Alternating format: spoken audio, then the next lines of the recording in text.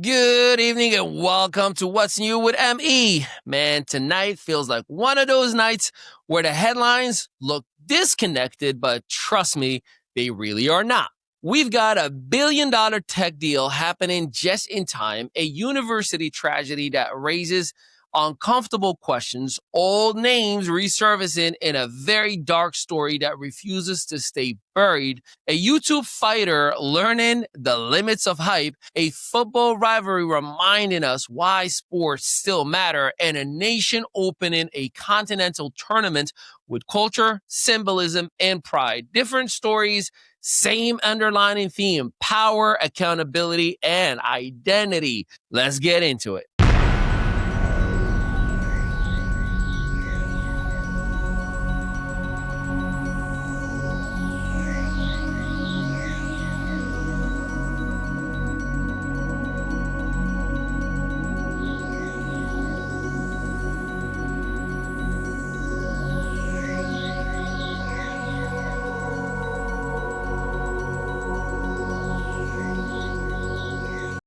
Segment 1, TikTok investor deal avoids ban. So after months of warning deadlines and political pressure, TikTok may have just bought itself some time. A new investor-led deal, still unfolding, appears to sidestep an outright U.S. ban by reconstruction ownership and control away from direct foreign influence concerns. On paper, it checks several of the boxes lawmakers demanded: domestic oversight, data security assurances, and operational firewalls. This didn't happen overnight.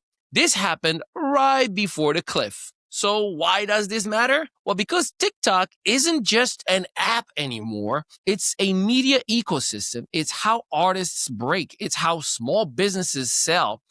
It's how politics and political narratives spread faster than fact checkers can even blink. The noise says this is about national security, and part of it absolutely is. But the quieter reality is this: banning TikTok would have disrupted an entire digital economy overnight. Millions of creators, billions in advertising, a generation that doesn't consume media the way Congress does. Different takes here. On one side, it says that the deal proves regulations work. Another side says it proves corporations always win at the last second. And the third side says it sets a precedent. If you're big enough, there's always a workaround. The story isn't over, it's just paused. Segment 2, Brown University shooter found dead. Now, we shift to something much heavier. Authorities confirmed that the suspect connected to the Brown University shooting has been found dead. Details are still emerging, but what's clear is this: the immediate threat is gone, yet the questions remain. College campuses are supposed to represent safety, curiosity, and growth. But when violence enters that space, it shakes more than just a community. It rattles a belief system. So here is what the conversation usually splits. Some rush to policy debates. Others focus on mental health. Social media predictably does both, poorly and loudly. But what often gets lost is the human toll. Students who ran, faculty who hid, parents who watched alerts pop up on their phones with no context and too much fear. This case ending with the suspect dead doesn't bring closure. It actually complicates it.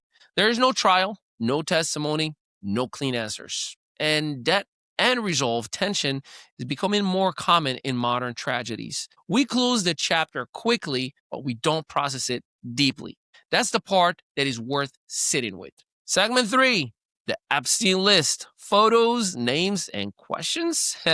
This story refuses to disappear. New released materials tied to the Jeffrey Epstein case has reignited public scrutiny, particularly around who appeared in photos, logs, and social proximity records. And guess who's in them?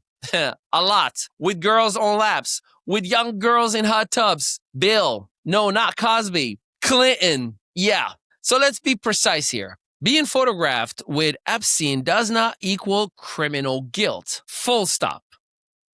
But proximity does invite questions, especially when patterns repeat and accountability remains selective. The public reaction has followed a similar script.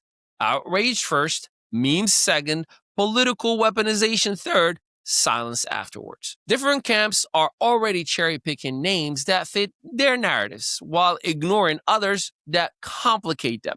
So the deeper issue isn't just who is in the photos, it's why this story took years to surface this fully and why consequences still feel asymmetrical. This case has become a mirror, one that reflects how power insulates itself and how justice slows down when the defendants wear tailored suits instead of orange jumpsuits. And that's uncomfortable for everyone. Segment 4. Jake Paul loses. Let's breathe for a second. Yeah, Jake Paul, well, he lost. And depending on who you ask, this was either the overdue reality check or just another chapter in a carefully monetized career. Here is my honest take. Jake Paul has already won the bigger fight and the attention. He turned controversy into capital and clicks into contracts. But losses matter, especially in boxing where credibility is currency. This fight reminds everyone that promotion can't fully replace preparation. Experience eventually shows up, and the sport still has a way of humbling the hype.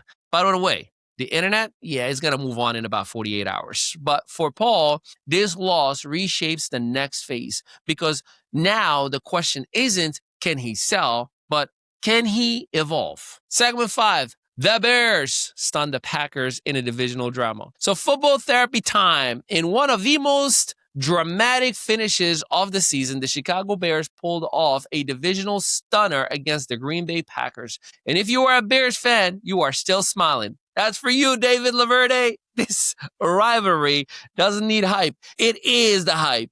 The win mattered beyond the standings. It was emotional. It was symbolic and a reminder that momentum can flip narratives in a single night. For Chicago, it felt like progress. For Green Bay, a humbling recalibration. And for the rest of us, well, this proves that sports still delivers unscripted joy in a world full of algorithms. Segment 6, Morocco AFCON opener, tradition, symbolism, royal presence, and 2-0 statement.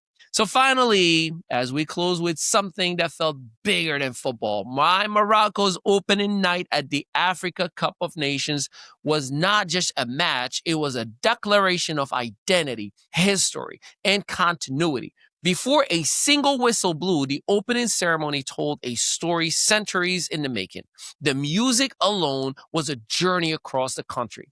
You heard Gnawa rhythms, rooted in a spiritual tradition and ancestral memories. Deep drums, call and response chants that trace back to sub-Saharan Africa and the legacy of resilience. Then came Amazigh, the Berber influences with their distinctive melodies and movements reminded everyone that Morocco's identity is layered, indigenous, and proudly preserved. There were Arab Andalusian elements, elegance and refined, echoing Morocco's historic role as the bridge between Africa, Europe, and the Middle East. And woven through it all were regional dances, each tribe, each culture represented not as a footnote, but as a pillar. This wasn't pageantry for cameras. It was a message. This is who we are. Then came a moment that stopped the stadium. The attendance of Crown Prince Moulay Hassan, seated calmly, observant until the football took over. When Morocco scored, that composure vanished. The Crown Prince leaped from his seat, pure, unfiltered joy. No script, no formality. Just a nation's pride breaking through protocol. It was one of those images that instantly becomes historic. Not because it was staged, but because it was real. Now to the football. Morocco controlled the match with maturity and patience. The opening goal came from Brahim Diaz, who was electric all night, confident on the ball, decisive in the final third, and consistently drawing defenders out of position. Diaz wasn't just effective, he was expressive. Every touch looked intentional. Every movement said leadership. By the final whistle, he was the man of the match. It felt less like an award and more like an inevitability. And then came the second goal, a moment of pure audacity, a dramatic bicycle kick, the kind that you don't practice but you feel. Perfect timing, perfect connection. The stadium didn't just erupt. It gasped at first, and then it exploded. One of those goals that lives on the highlight reels long after the tournament ends. The final score, 2-0, but the result barely captured the significance. This wasn't just a win. It was a statement of continuity. Morocco showing that its rise isn't temporary, that its football is tied to culture, to its youth, to its leadership, and to its beliefs. What a night, filled with rhythm, heritage, royalty, and brilliance. Morocco, we didn't just open AFCON, we set the tone. In closing, tonight's stories reminded us of something simple but important. Power moves quietly. Culture speaks loudly, and accountability never arrives on schedule. So whether it's a tech giant or institutions or athletes or even a nation, how we respond after the headlines fades tells the real story. That's what we all keep watching. I'm Ali Mehdaoui. This was What's New with ME. Visit themestudios.net for the latest stories, updates, and broken down news, plus your chance to be the hero of your own story in our networks. Happy holidays, happy Hanukkah, Merry Christmas, all the things that you celebrate. Happy Kwanzaa. We love you. We appreciate you. And truly, from the bottom of my heart, with full gratitude, thank you for spending a little bit of your day with me. I'll see you next time. Still marketing your business like it's the Yellow Pages era? Welcome to ME Studios, where local solopreneurs and small business owners catch up with the digital world and take over it. We help you go from invisible to undeniable. Featured on Spotify, iHeartRadio, Audible, Apple Podcasts, and Amazon Music. Plus, gain press exposure in over 100 to 300 major media outlets like Fox, ABC, CBS, NBC, and the CW. Right here in Eatontown, New Jersey, just steps away from the soon-to-be Netflix studios, our multi-unit facility is built for creators, entrepreneurs, and visionaries. Stop marketing like it's 1995. Start building your digital authority today with a team that gets it.